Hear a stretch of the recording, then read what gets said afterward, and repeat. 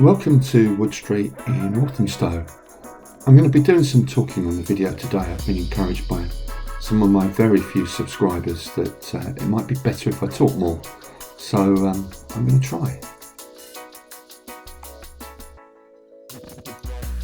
The rest of the family are going up to Tottenham to do some roller skating. I've been given a full 5-hour time slot to escape, and I'm going to run around Hackney and Dalston.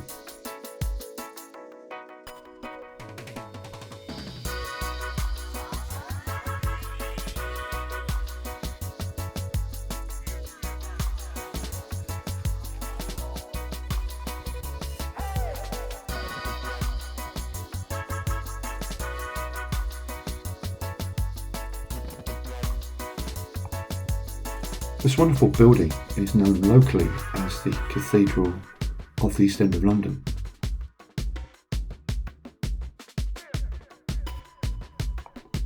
Famous residents of Dalston include our former Prime Minister, Tony Blair, who lived here between 1980 and 86, the comedians Hugh Laurie and Stephen Fry, Emily Lloyd the actress, and the great Victorian music hall artist Mary Lloyd.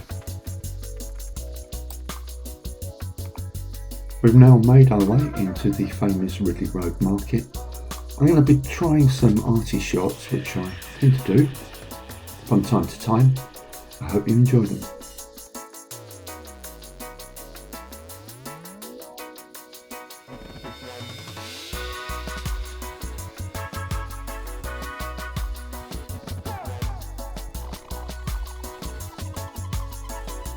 I particularly like this style of ironwork.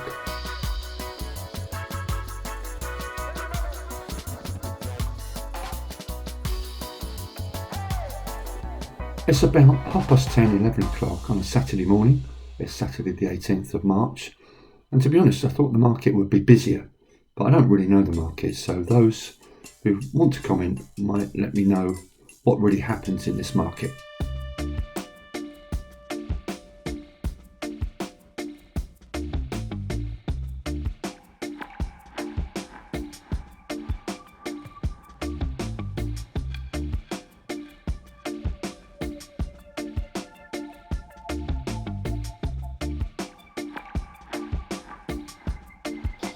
The future of Ridley Road Market was secured on the 25th of January 2022 when the local council voted to secure its future.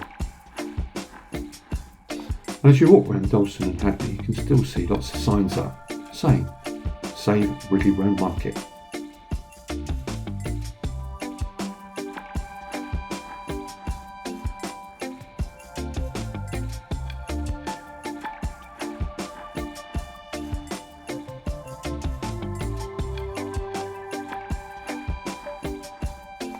In Dalston and Hackney, and in many other areas of London, and indeed the country, there is a tension between the gentrification of an area, people moving in with good jobs, high incomes, and those who may have lived in the area for many generations, who may not enjoy such wealth.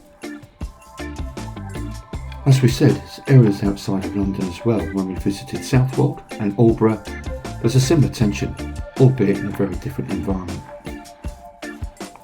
And here's another arty-farty shop while I think of something to say.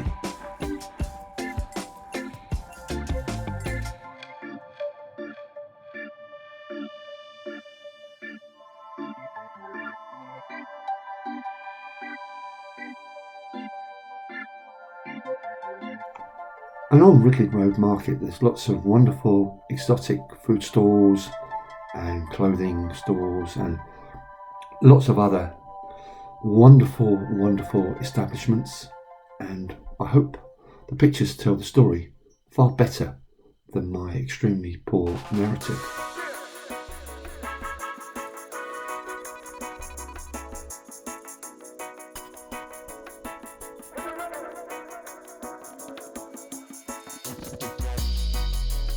Very shortly you were coming up to a place called Marget's Corner, which used to be the site of a jam maker with lovely, beautiful aromas.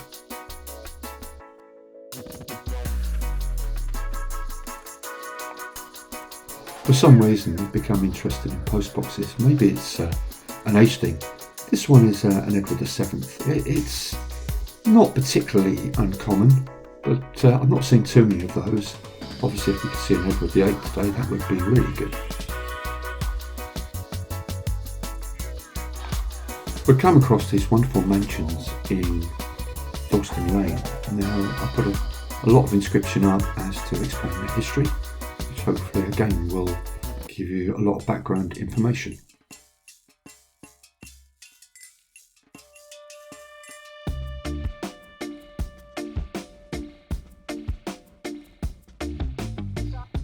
For some reason I really love this isolated house. I love the design of it, I love the location, I love just how it sits in the area. Does anybody else share my opinion?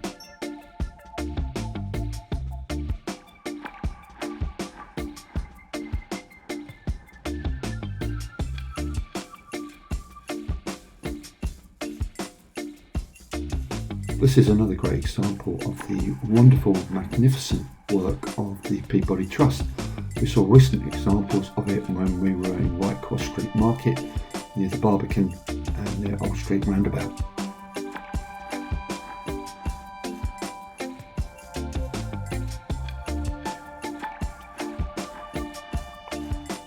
I've never drank in this pub before, so I can't give you an opinion as to how good it is. Again, if you have drank in this pub, then please let me know in the comments.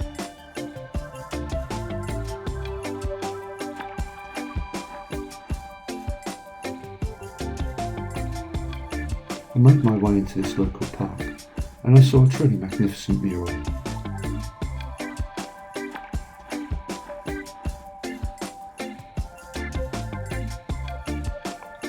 The Hounds of Hackney Downs were created by the Hackney Mosaic Project, featuring over 50 local pubs, and was initially began to cover up graffiti in the leafy Hackney Downs Park.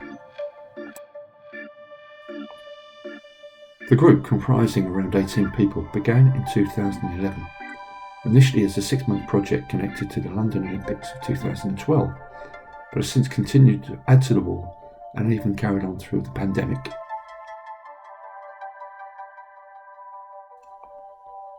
This is truly an inspiring piece of local artwork.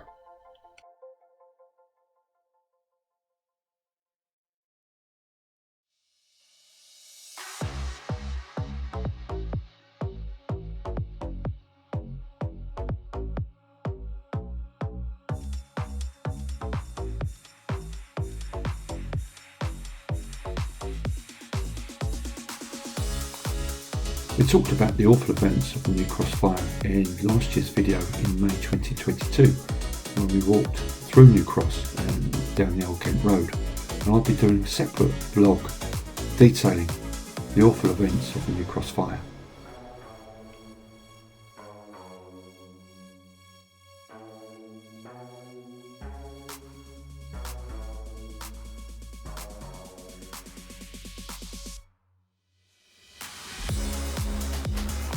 I came across this delightful area called Shacklewell Green. I believe it's in a private area. The gates were padlocked and I didn't want to intrude, but I hope you enjoy it.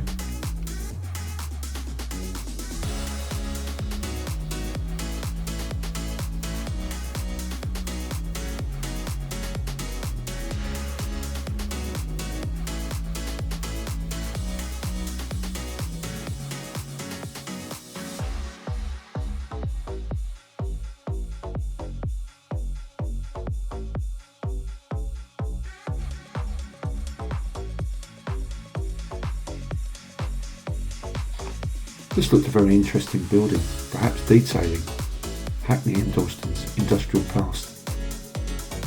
But I tried to research it, but I couldn't find out much information.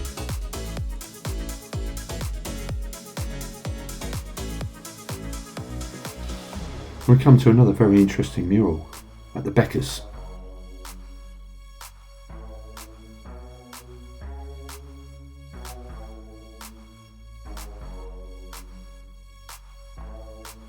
The theme of the mural is community, and it is about supporting and lifting each other up, making an effort to help and see your mates and your families rise, play, keep the children within alive.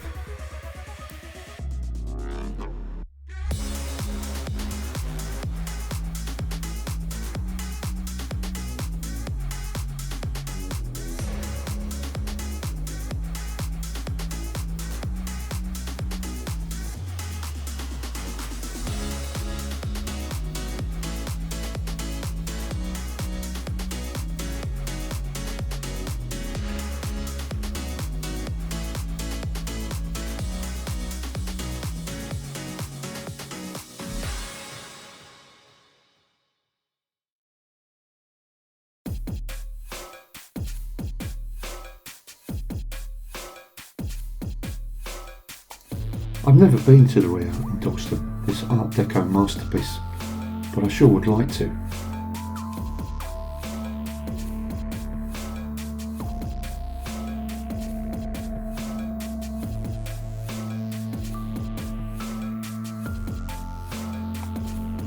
I've come to one of my favourite places in London, and I know I say this often, but it's the Regent's Canal, and we've arrived at the Kingston Basin. And, as I say, any day on the Regent's Canal is a special day.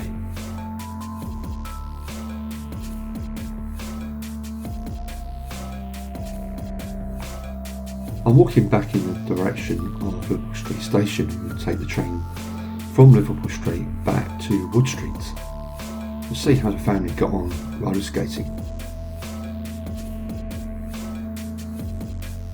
Now I've come across the magnificent St Leonard's Church. Has been called Shoreditch Church and stands on possibly the oldest site of continuous Christian worship in England.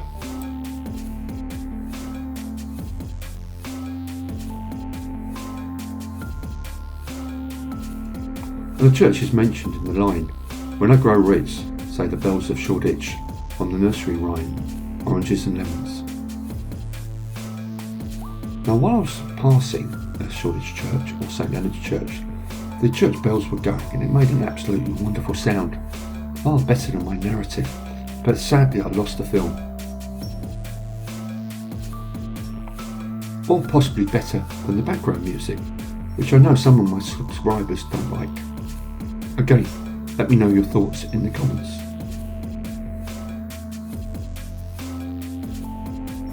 There's no way you can refuse an opportunity to record and picture one of the great churches of London. Christchurch, Spitalfields. We've included it many times before, hopefully we'll include it many times in the future. And that's it, it's goodbye from the Anglian Flaneurs.